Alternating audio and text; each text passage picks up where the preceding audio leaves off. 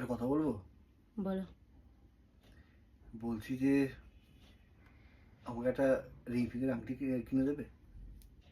শোনা। শোনা, অ্যাকচুয়ালি কি বলতো,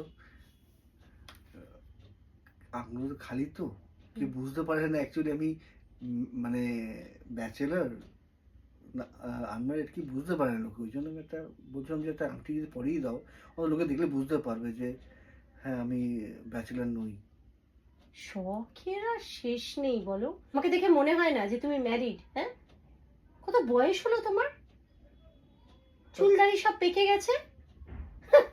ওনাকে দেখে নাকি ব্যাচেলার আনম্যারিড মনে হয়। শোনো, সবসময় খিল্লি করো না এইভাবে আমাকে।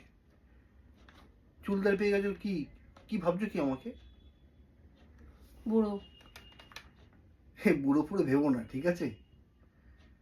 এখন বুড়োরা বাজারে মাত করে দিচ্ছে, কোন সময় কে এসে প্রপোজ করবে আর একটা আংটি পরিয়ে দেবে, দিয়ে বলবে তুমি আমি তোমার থাকবো, তখন তুমি কপাল চাপড়িও না, কুল পাবে না। তোমাকে আবার কে নিয়ে যাবে? বুড়ো বয়সে নিজের থোবরাটা একবার দেখো। যদি কেউ নিয়ে যায় না, সে এমনি দুদিন পর ফেরত দিয়ে যাবে। বুঝেছো? সে ন্যাকা ন্যাকা কথা বলো না।